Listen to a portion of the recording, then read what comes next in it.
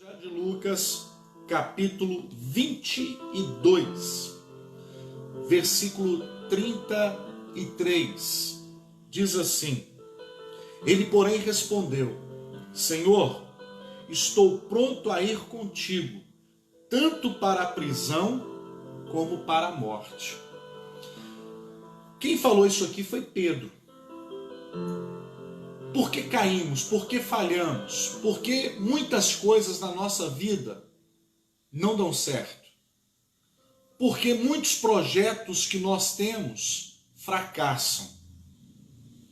Se você ler o versículo 32 de Lucas 22, diz assim: Eu, porém, roguei ao Pai por ti, para que a tua fé não desfaleça.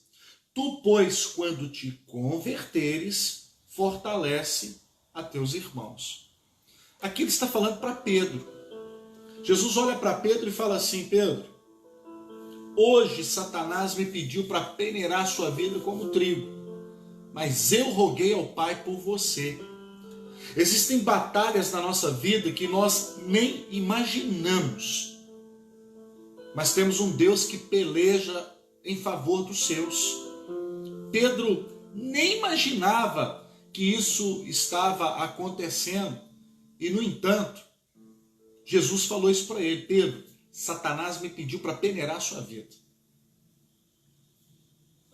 Pedro, talvez naquele momento, pudesse pensar: mas como assim? E Jesus começa a falar do plano, do que iria acontecer, da sua semana final em Jerusalém, da sua prisão e morte. E aí Pedro então vem aqui e diz: eu estou pronto para ir para a prisão, para ir para a morte, para o que for, eu estou pronto. O que nos leva à queda? O que nos leva a falhar em momentos cruciais na nossa vida? Autoconfiança. O problema da autoconfiança é que nós não nos preparamos de forma adequada, nós subestimamos o adversário, essa é a bem da verdade, e o fato de não nos prepararmos de forma adequada vai nos levar à queda. Por quê? Porque subestimamos o adversário, subestimamos o nosso inimigo. Se você se lembrar da batalha entre Davi e Golias, lá em 1 Samuel, no capítulo 17, quando Davi vem, a Bíblia o descreve como um garoto jovem, ruivo, de gentil aspecto. Quando ele vem com um estilinguezinho, 5 pedrinhas lisas que ele pega no ribeiro, quando ele chega diante de Golias, a Bíblia diz que o gigante o desprezou. Agora, olha bem, quando Golias olha para Davi e enxerga ali um garoto, ele tirou o capacete e falou: que isso, garoto? Você está achando que eu sou algum cachorro para você vir contra mim com paus e pedras? E o que Golias fez naquele momento? Baixou a guarda. Tudo que Davi precisava naquele momento. Das 5 pedras que Davi pega, ele precisou apenas de uma para derrubar o gigante. E depois matar o gigante com a própria espada dele. Então o que você precisa entender? Muitas vezes nós vamos cair e nós vamos perder, não é porque o nosso oponente é melhor, é mais capacitado, é porque nós o subestimamos. E aqui o texto do versículo 32 diz que Jesus falando: Pedro, quando você se converter. Então eu aprendo que, olha, Pedro viu os milagres que viu, multiplicação, a pesca maravilhosa foi provisão de Deus para ele. Pedro andou por sobre as águas, Pedro viu tantas coisas, mas no entanto, ele ainda não tinha tido um encontro real com Jesus. Muitas pessoas estão na igreja, andam como igreja, cantam como igreja, mas não se converteram de fato. E é aí que está o perigo. Nós temos que tomar cuidado para não fazermos as coisas de forma mecânica, Se você for olhar a igreja de Éfeso em Apocalipse, ela está sendo enaltecida, uma igreja que põe à prova aqueles que dizem ser profetas e não são. É uma igreja que trabalha, é uma igreja que batalha, mas, no entanto, ele vai finalizar com ela dizendo: mas eu tenho contra você, perdestes o primeiro amor. Ou seja, já não havia mais amor no serviço. Tudo que estava sendo feito ali era de forma mecânica. Não havia prazer, não havia mais amor naquilo. Era mecânico. Então nós vemos isso aqui. A primeira situação que pode nos levar à queda é a autoconfiança. É acharmos que estamos tão prontos, é acharmos que estamos tão bons e subestimamos então o nosso adversário, subestimamos o nosso inimigo. E é aí que está a questão. O segundo ponto está no versículo 45 de Lucas 22 e diz assim: levantando-se da oração foi ter com os discípulos e os achou dormindo de tristeza. Olha bem, o problema da autoconfiança é que ela nos afasta da presença de Deus.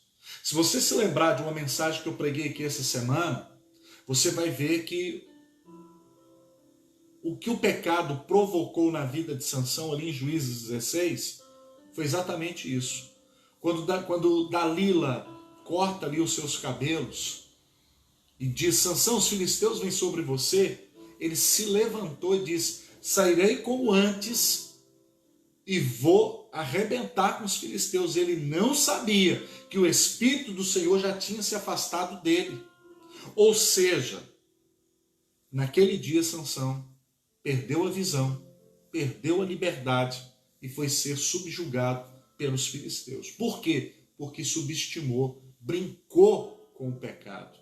E quando a gente subestima, a gente incorre em um segundo erro, que é esse que li aqui agora. Então a autoconfiança me faz relaxar, me faz baixar a guarda. E quem baixa a guarda no momento crucial não ora. Não ora como deveria orar. Não busca o Senhor como deveria buscar. E o que nós percebemos aqui é isso. Quando Jesus chega, os discípulos estão o quê?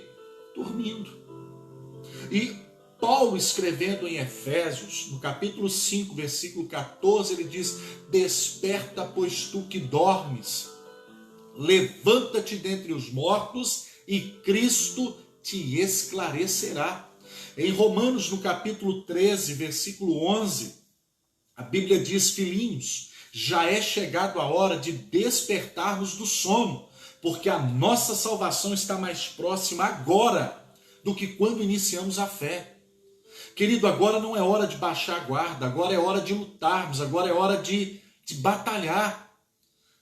Agora não é hora de confiar no nosso próprio braço, não. Agora é hora de crer que o Senhor é aquele que vai adiante de nós.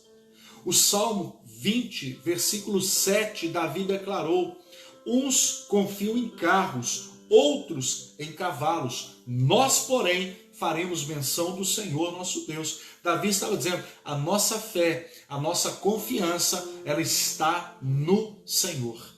Cuidado com a autoconfiança. Ela fará você baixar a guarda e, consequentemente, você dorme. Dormindo, você perde o sentido da realidade. Você não tem domínio mais do que acontece à sua volta. Quando você baixa a guarda, você relaxa. Você que está me ouvindo hoje, será que em algum momento na sua vida você já não se arrependeu por não ter se preparado? Diante de um concurso público, diante de uma prova, diante de uma tarefa que foi confiada a você, você subestimou, e quando você chegou lá no local, você olhou, era um público muito maior do que você esperava, era uma concorrência muito maior do que você previa. E aí você tem aquele friozinho na barriga e lá na sua mente, no seu consciente, você diz: por que eu não me preparei melhor? Poxa vida, Essa é a oportunidade que eu sempre pedi. E agora eu não me preparei para esse desafio, eu não me preparei para esse momento. Querido, existem oportunidades na nossa vida que são únicas. E como nós não sabemos quando essas oportunidades virão, não baixe a guarda. Esteja atento. Fique na expectativa. Deus tem algo para a sua vida. Então não é tempo agora de nós baixarmos a guarda. E aqui eu estou vendo isso. Pedro dizendo para Jesus, olha, eu estou pronto, Senhor. Eu estou pronto para ir para a prisão, estou pronto para ir para a morte, estou pronto para o que der e vier. Eu não vou te abandonar, não. Jesus, eu não vou amarelar, não. E agora, no momento da oração, os discípulos estão dormindo. Jesus chega, poxa, nem por uma hora vocês podem velar comigo. Então o que nós percebemos ali? Todos baixaram a guarda. Autoconfiança, não, Jesus está ali. Na hora que nós precisarmos, Ele vai nos socorrer. Na hora que nós precisarmos, Jesus vai intervir. Então, sem perigo, está tranquilo. E aí nós vamos partir agora para mais um ponto, que é o versículo 54, que diz assim: então, prendendo-o, o levaram e o introduziram na casa do sumo sacerdote. Pedro seguia Jesus de longe. Olha bem, alguém que diz, eu estou pronto, conta comigo, agora está dormindo. Jesus é preso. E o que Pedro faz?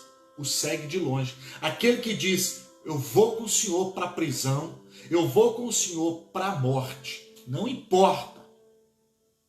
Agora está seguindo de longe. Você conhece pessoas que já disseram para você, conta comigo, eu estou aqui, eu estou do seu lado, eu vou te ajudar. E no momento que você mais precisou, essas pessoas te viraram as costas? Como você se sentiu? Imagine agora Jesus, olhando e procurando, onde estão os meus discípulos? Onde estão aqueles que caminharam comigo por 3 anos e meio? Onde estão aqueles que eu alimentei? Onde estão aqueles que eu curei? Onde estão aqueles que a vida foi transformada a partir de mim? Quando nós olhamos para esses homens e às vezes até os criticamos, mas eu quero dizer para você, nós também fazemos a mesma coisa. Nós dizemos que amamos a Deus, que somos fiéis a Ele, mas nas primeiras lutas, nas primeiras batalhas que enfrentamos, quando a coisa começa a apertar, o que a gente fala? Deus, cadê? Senhor, eu sempre te ajudei. Deus, eu sempre fiz a tua obra. Senhor, eu sou fiel. Cadê, Deus, o meu milagre? Cadê?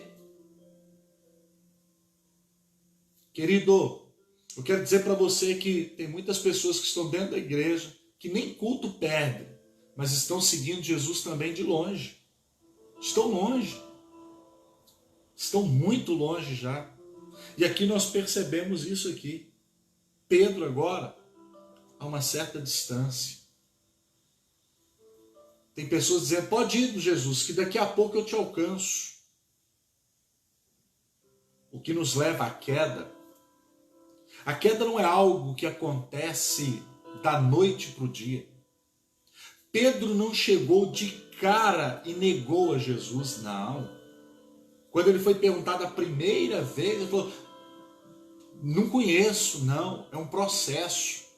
A queda, ela é processual.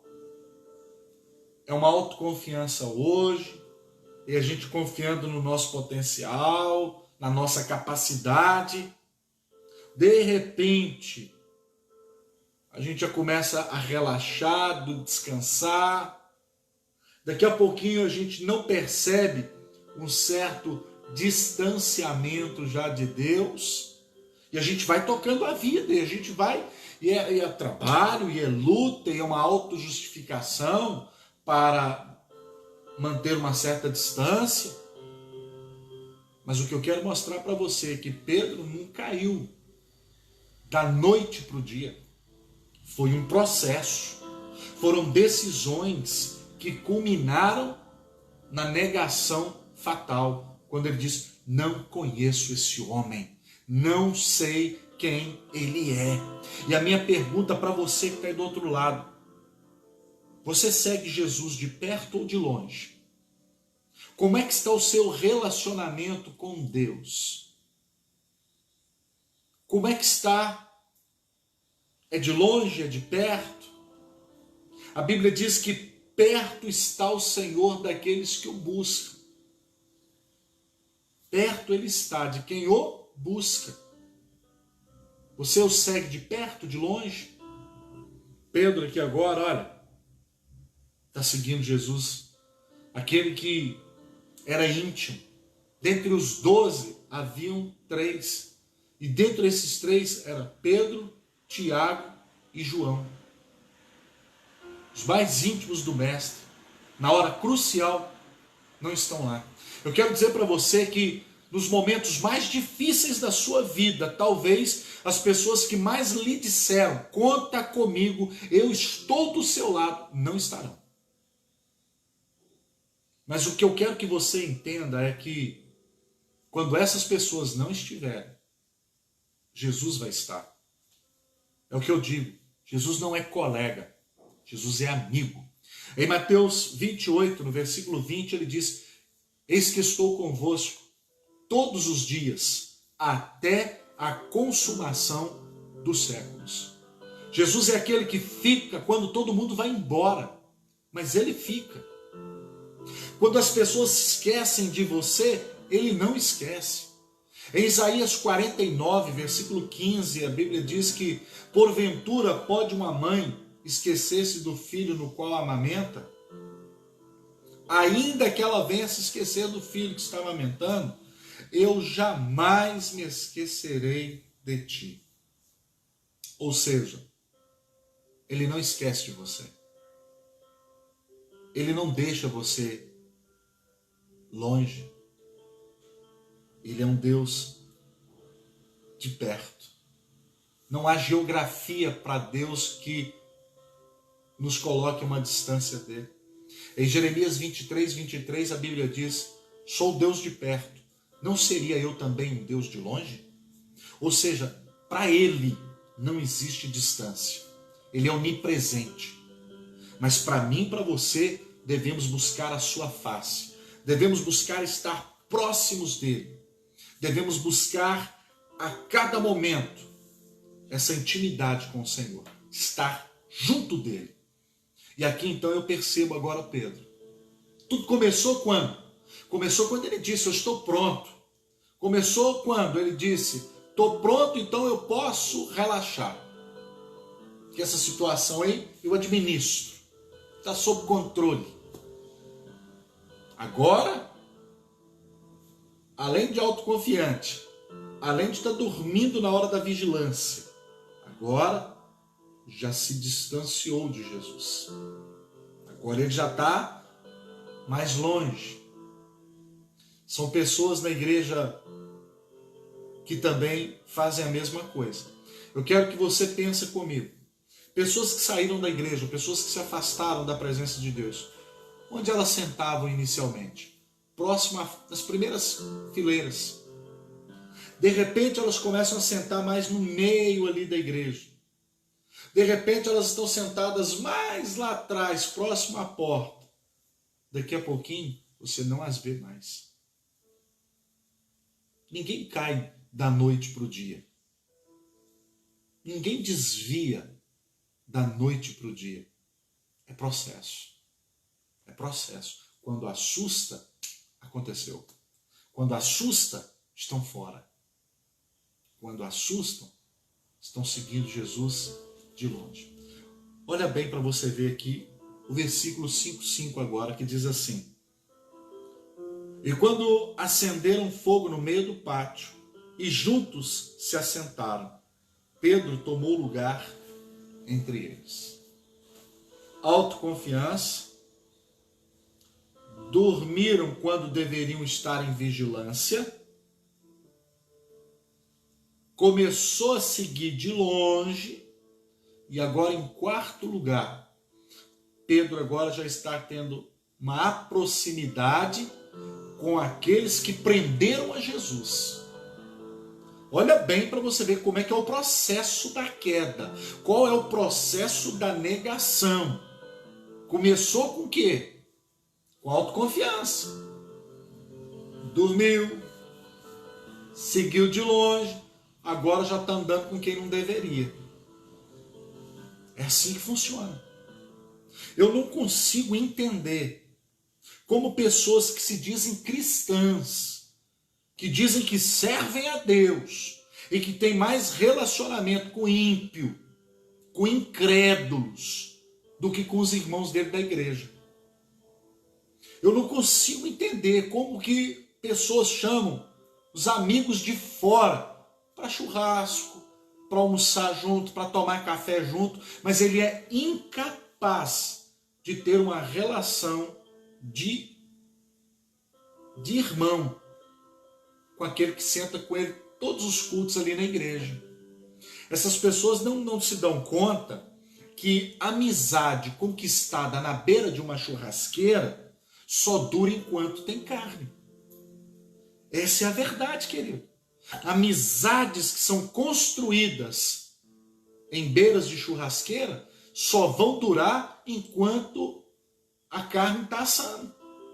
Porque na hora da adversidade, no dia mau, quando você as procurarem, elas estarão dormindo, elas estarão longe e elas estarão num outro nível de relacionamento com outras pessoas.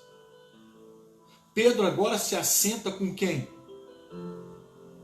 Com incrédulos. O que diz o Salmo 1? Bem-aventurado é o varão, ou feliz é o homem, que não anda no conselho dos ímpios, não se detém no caminho de pecadores e não se assenta à roda dos escarnecedores. Aqui nós estamos falando de uma apostasia gradual. Como que funciona isso? A apostasia gradual é a felicidade, a alegria do homem. Feliz é o homem que não anda no conselho dos ímpios. Primeiro, porque ímpio não tem conselho para dar. Qual é um conselho de ímpio? Te traiu, trai também. Te feriu, fere. Pisou na bola com você, deu o troco. Qual é o conselho bíblico? Não se deixe vencer com o mal, mas vence o mal com o bem. Foi o que Paulo escreveu aos Romanos. Então feliz é o homem que não anda no conselho dos ímpios. E não se detém, não para num caminho com pecador. Porque se a conversa for boa, o próximo estágio é se assentar. E quando a gente senta, a gente estabelece comunhão. Um judeu, para você ter uma base, dentro da sua cultura, na questão de fé, ele não se assenta numa mesa com uma pessoa que não comunga da mesma fé e que não tem os mesmos ideais. Quando Paulo escreve em 1 Coríntios, capítulo 5, versículo 11, ele deixa bem claro isso. Aquele que, dizendo-se irmão, for impuro, maldizente, idólatra, beberrão, glutão, com esse não comais. Por quê? Porque a hora da refeição, a mesa da refeição, é um altar. Então, na hora do café, na hora do almoço, na hora do jantar, não é hora de briga. Não é hora de discussão, não é hora de alfinetar, não é horário de piadinha. Por quê? Porque mesa, essa palavra mesa, que o salmista cita no Salmo 23, preparas-me uma mesa perante mim, a palavra hebraica é shulihan. E o que é shulihan? Shulihan é uma mesa. E o que é essa mesa? Essa mesa é um altar. Que altar, pastor? O altar da provisão. É o altar onde todos os dias eu e você experimentamos a provisão, o cuidado de Deus, o pão nosso de cada dia. Então agora Pedro está sentado com esse tipo de pessoa, com esse tipo de gente. Então é por isso que o judeu não senta à mesa com quem não comunga da mesma fé, para ter esse tipo de relação. para ter esse tipo de relacionamento. Sem entrar nos detalhes, mas alguns anos atrás, um determinado governo de um determinado país, após receber Mahmoud Ahmadinejad e abrir as portas desse país para esse iraniano que negou o Holocausto e que é inimigo do povo de Deus, que é inimigo de Israel, a esse grande líder dessa grande nação, Israel naquele momento estava enfrentando uma crise. Então ele pegou um avião fretado desse país, encheu de donativo e mandou para Israel. Isso aí é história. E não é história com E, não, é história com H, porque história com E é que não existe. Mas a história com H é fato, ocorreu, está nos anais da história. Quando esse avião aterrissou no aeroporto de Tel Aviv, em Israel, o então vivo primeiro-ministro Ariel Sharon mandou um recado para esse líder. E o avião de volta, com tudo que estava dentro, dizendo: nós não nos assentamos à mesa para fazer aliança com quem se senta com os nossos inimigos. Você percebe a posição do povo judeu? Você percebe qual deve ser a posição minha e tua? Porque esse livro aqui foi escrito a partir de uma visão judaica. Jesus era judeu. É por isso que todo o nosso programa aqui no final, nós oramos por esse povo e por essa nação. Nós não nos assentamos. Então agora Pedrão está sentado com essa turma que prendeu Jesus. Eu queria entender você que se diz cristão, se assentar, ter relação com quem faz chacota da sua fé, com quem vitupera, vilipendia as tuas crenças, com aquelas pessoas que dizem, nada a ver, o que tem? São pessoas que dirigem a sua vida não a partir do que a palavra diz, mas a partir daquilo que elas entendem como o que é. A minha opinião, a minha axiologia não tem peso algum diante desta palavra aqui. E agora está lá Pedro, no meio deles. Mas por que Pedro está no meio dos incrédulos? Por que Pedro está no meio dessa turma aqui? Porque se tornou autoconfiante. Porque ele não prestou atenção no que Jesus falou para ele. Pedro, Satanás me pediu hoje para se andar na sua vida como trigo, mas eu roguei ao Pai por ti. Mas Pedro, quando você se converter, opa! Então Pedro não era convertido. Percebe? Percebe porque nós nos decepcionamos com muitas pessoas que estão na igreja, com atitudes que elas têm? Você fala, mas fulano de tal fez isso? Mas fulano de tal, pastor, falou esse negócio? Falou, porque não é convertido, ele se convenceu. Pedro se convenceu que Jesus era o Mashiach. Ele se convenceu que Jesus era aquele de quem os profetas falaram. Mas daí eu me converter a ele é outra história. É diferente. Uma conversão, uma convicção do que o que Pedro estava fazendo aqui. Ele não era convertido. O próprio Jesus falou isso. Quando você se converter, volta e prega aos teus irmãos, Pedro. Então Pedro não era. Por isso ele era autoconfiante, arrogante. Isso aí eu resolvo. Isso aí vocês deixam comigo. Aí a gente dorme. Aí começamos a seguir de longe.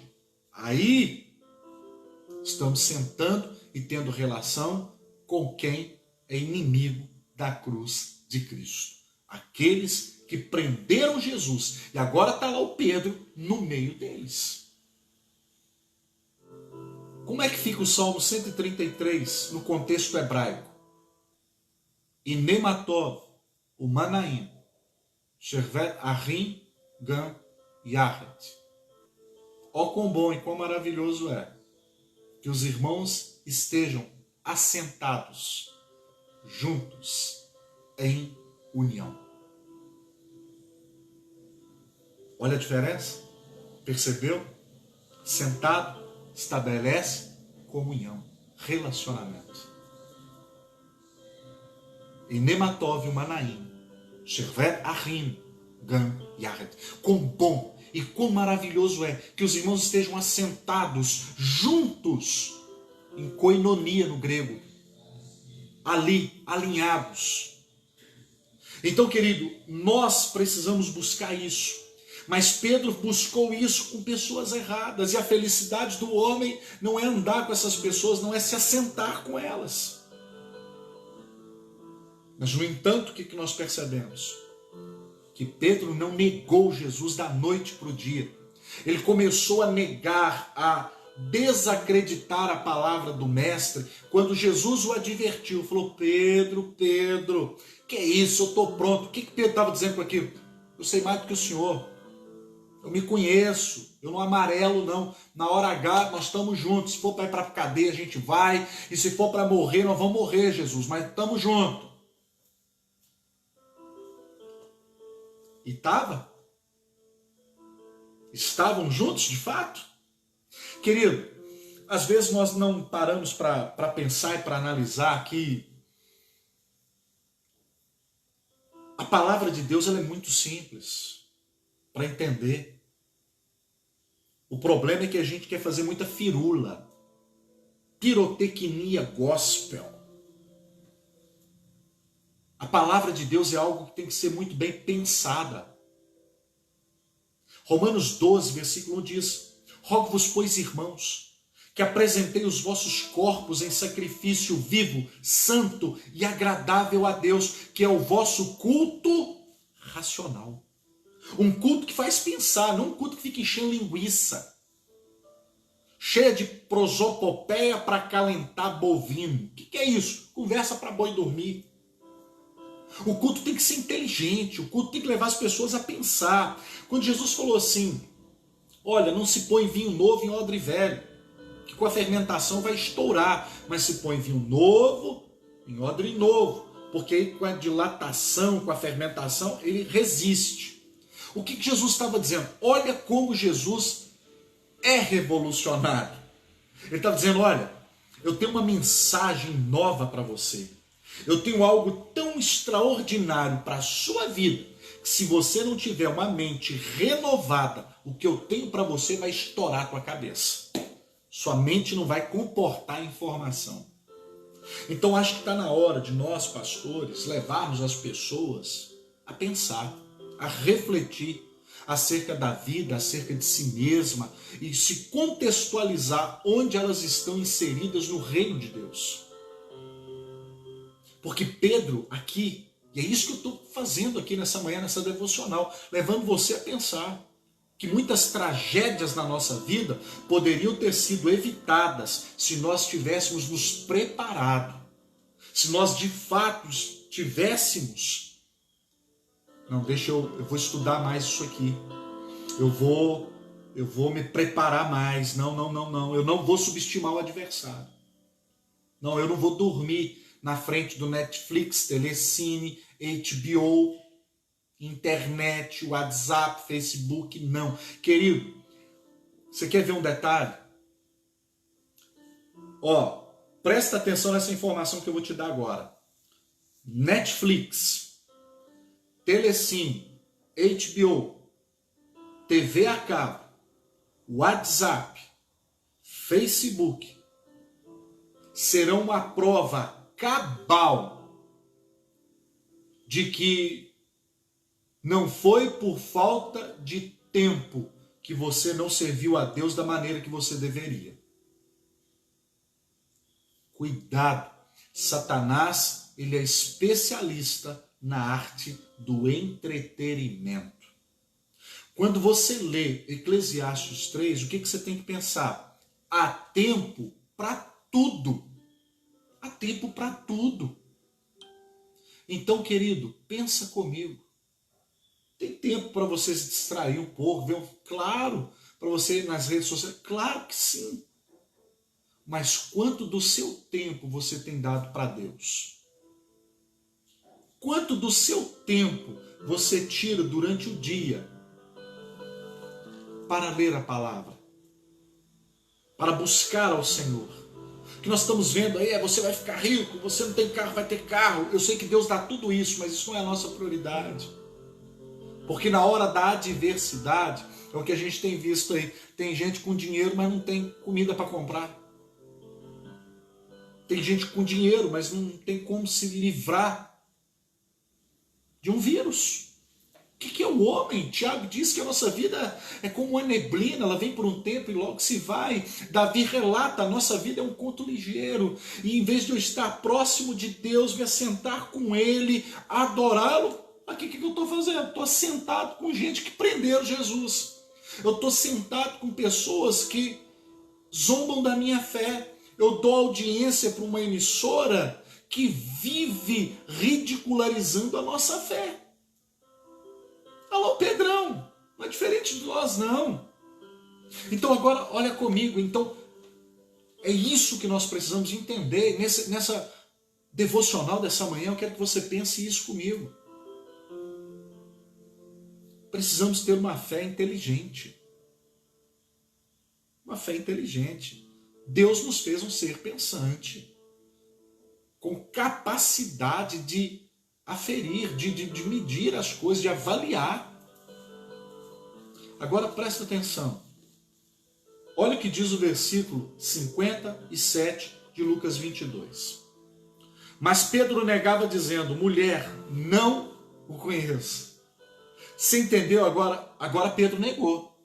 Mas ele negou depois de quê? Depois de dizer, eu estou pronto, ser autoconfiante. Começou a dormir, relaxar na hora de batalhar, lutar, vigiar, orar. Seguiu de longe. Começou a se relacionar com pessoas que prenderam Jesus, com pessoas que são contrárias à fé. Quando a gente já está no meio dessa turma, quando a gente já se tornou autoconfiante, que a gente já está relaxando, baixamos a guarda, o próximo passo é dizer, não conheço. Não conheço esse homem. Gente, dizem que Pedro foi o primeiro papa. Olha o que o primeiro papa fez. Jogou praga em Jesus. Se você não acredita, quero ler com você agora aqui, ó. Evangelho de Marcos. Vamos lá comigo. Evangelho de Marcos, capítulo 14, versículo de número 71. O subtítulo lá no versículo 66 é Pedro nega Jesus. Mas olha o que diz o 71. Marcos 14, 71.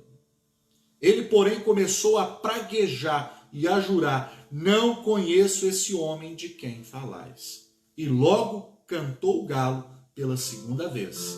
Então Pedro se lembrou da palavra que Jesus lhe dissera, antes que 2 vezes cante o galo, tu me negarás 3 vezes. E caindo em si, desatou a chorar. Sabe por que Pedro negou? Ele já estava fora de si há muito tempo. Quando o galo cantou, o cartão de Pedro caiu. Mas o que levou ele a negar? Autoconfiança, dormir na hora da vigilância, se distanciar de Jesus. Olha aí, ó. Se assentar, ter relacionamento com pessoas erradas. Agora é só negar. E o interessante aqui, olha, vai um dado para que você pesquise. Jerusalém não poderia ter um galo, o animal, a ave, cantando, porque é um animal imundo. O texto original do grego ali é o galício. Era uma trombeta que o soldado romano tocava na troca de turno.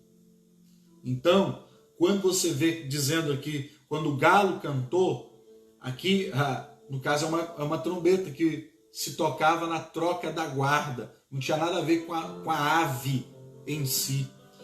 É por isso que a Bíblia diz em Mateus 22, 29, errais por não conhecer as Sagradas Escrituras, nem o poder de Deus. É por isso que em João 5,39 diz: examinai as Escrituras, porque elas de mim testificam, e cuidais ter nela vida eterna. Salmo 119:11: escondi a tua palavra no meu coração para não pecar contra ti. Esconder ali não é no sentido de engavetar, não, é no sentido de praticar. O Salmo 119:100, ele disse: sou mais entendido do que os idosos, porque eu guardo os teus estatutos. Salmo 119:105, lâmpada para os meus pés é a tua palavra e luz para os meus caminhos. Salmo 119:136, torrente de águas correm dos meus olhos, porque os homens não guardam os teus estatutos. Então por que a gente erra? Falta de conhecimento. O que destrói uma igreja não é perseguição, não é coronavírus, não é nenhum problema assim. O que destrói o povo de Deus, o meu povo, está sendo destruído porque lhes falta conhecimento. Oséias 4:6. É isso que destrói o povo de Deus, a falta do conhecimento. Então agora aqui o Pedrão jogou tudo para cima. Mas eu pergunto para você, Pedro negou Jesus aqui? Ou quando ele olhou nos olhos, Jesus falou: eu estou pronto. O senhor está dizendo aí que o diabo está vindo para cirandar? Eu estou pronto. O que ele estava dizendo para Jesus? Quem conhece a minha vida sou eu, Jesus. Quem sabe de mim sou eu. Implicitamente foi o que Pedro fez. Então é isso que nós precisamos começar a analisar.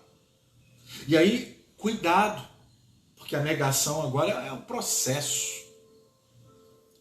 E agora aqui, a diferença de Pedro para Judas é que Pedro chorou arrependido, chorou amargamente. Olha o versículo 62. Então Pedro, saindo dali, chorou amargamente. O choro de Judas foi de remorso, porque os planos não saíram da maneira como ele gostaria. Agora eu quero chamar você para ir para o final dessa devocional dessa manhã. Convido você a ir comigo agora para o Evangelho de João, para eu finalizar. Evangelho de João, capítulo 21. Evangelho de João 21, versículo 15. Para encerrar, eu quero dizer para você que o importante na nossa vida não é como nós começamos, mas como nós vamos terminar. A perseguição agora veio firme em cima dos discípulos. E eles se refugiaram dentro de uma casa, trancaram as portas, fecharam tudo. E de repente, a notícia chega. A pedra do túmulo foi movida. Jesus não está lá. Seu corpo foi retirado. Sai então numa disparada João e Pedro. E saem correndo. O primeiro que chega é João. Mas ele para na porta do túmulo. Não sei por que ele não entrou. E Pedro então vem correndo e entra para dentro.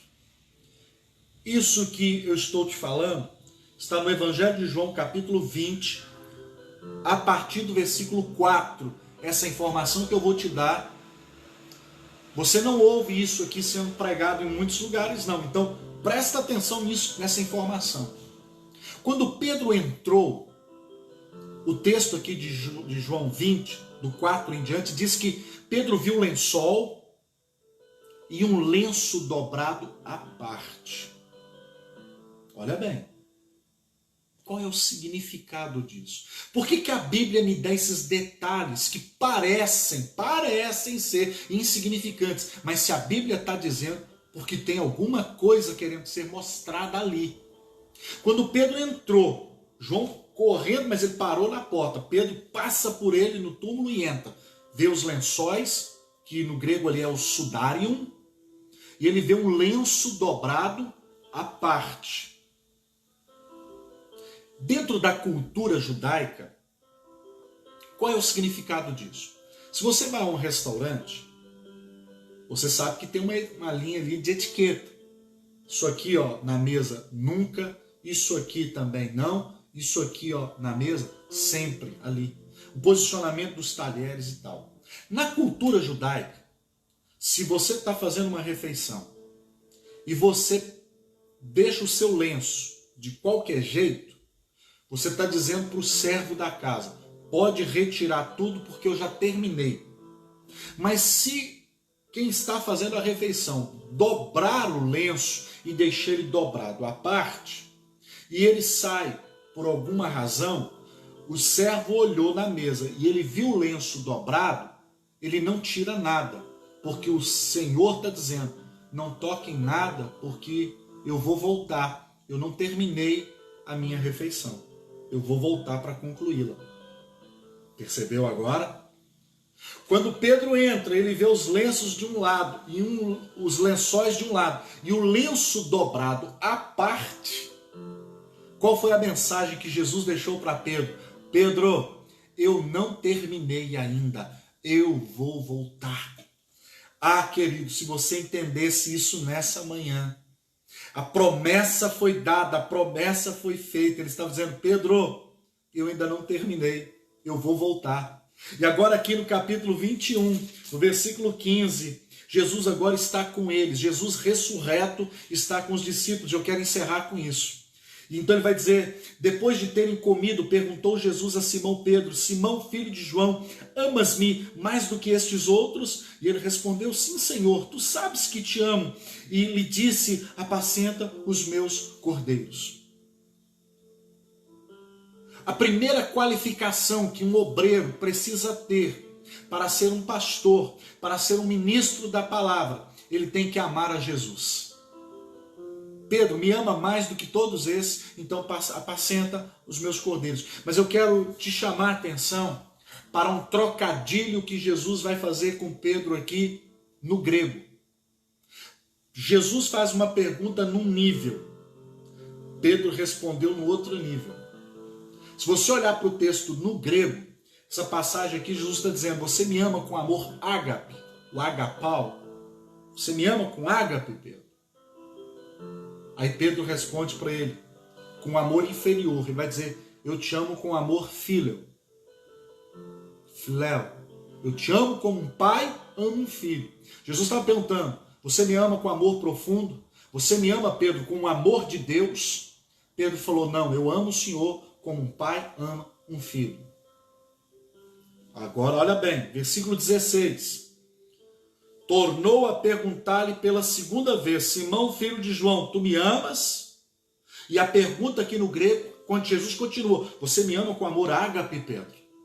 E Pedro, então, olha, ele respondeu, sim, Senhor, tu sabes que te amo. E disse-lhe Jesus, pastorei as minhas ovelhas.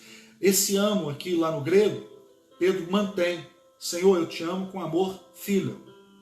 Eu te amo como um pai ama um filho. Só, irmão, que pai trai filho, filho trai pai. Jesus está falando de um amor numa outra esfera, numa outra intensidade. Agora, olha o versículo 17. Pela terceira vez, Jesus lhe perguntou, Simão, filho de João, tu me amas? E nessa terceira vez que Jesus pergunta, Jesus baixa o nível de Pedro. Pedro, você me ama então como um pai ama um filho? Isso você só consegue perceber, meu irmão, no texto do grego. No texto do português parece que é tudo igual, mas não é. Não é. No texto do grego você vai ver que é diferente. Agora Jesus desceu para o nível de Pedro. Você me ama então, Pedro, como um pai ama um filho? E agora olha o sentimento de Pedro. Pedro entristeceu-se por ter ele lhe dito pela terceira vez, tu me amas? Respondeu-lhe, Senhor, tu sabes todas as coisas, tu sabes que eu te amo. Jesus lhe disse, apacenta as minhas ovelhas. Pedro se entristeceu pela terceira vez que Jesus lhe perguntava e porque agora Jesus desceu o nível de Pedro. Pedro disse: Senhor, o Senhor sabe tudo. O que Pedro estava dizendo é: Senhor, como eu gostaria de dizer para o Senhor que eu te amo com amor ágape. Mas o Senhor sabe tudo. O Senhor lembra quando eu falei que estava pronto para ir para a prisão, para a morte, para o que der e vier. O que eu fiz?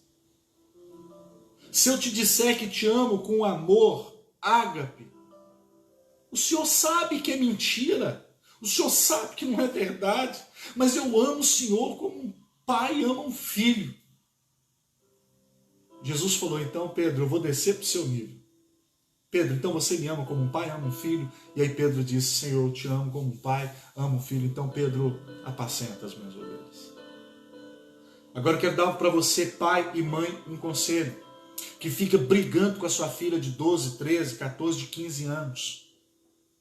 Você, irmão e irmã, já teve 13, 14, 15 anos. Mas o seu filho não tem 40, não tem 30 como você. Então é preciso você descer no nível para que você consiga estabelecer um diálogo, uma relação. É o que Jesus estava fazendo com Pedro. É pedagógico isso, olha. Agora, esse homem que estava dizendo: eu te amo como um pai ama um filho, e como eu gostaria de te dizer que eu te amo com amor ágape, como eu gostaria.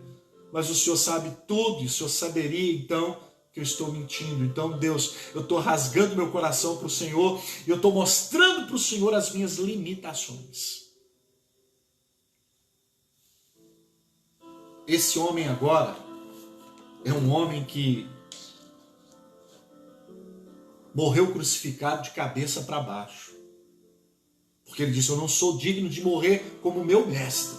Um homem que correu para não morrer. Agora falou: não sou digno de morrer como ele. Pedro me mostra que o que importa na nossa vida não é como a gente começa, é como nós vamos terminar. O final é mais importante do que o início. Querido, hoje é o tempo de revermos a nossa vida, de revermos os nossos conceitos, de rever a nossa religião. Eu quero orar por você agora, orar pela sua vida, pela sua família, em nome de Jesus. Vamos orar. Grande Deus e Pai, nós colocamos, Senhor, a vida de cada uma dessas pessoas que estão assistindo, ó Deus, a essa devocional. Que o Senhor possa abençoá-las, guardá-las, livrá-las, meu Deus, de todo o perigo e de todo o mal. Ser com este pai, com esta mãe, com esses filhos, com esta família. Supre, Senhor, as necessidades de cada um deles e fortalece o amor, fortalece a unidade, a união, em nome de Jesus.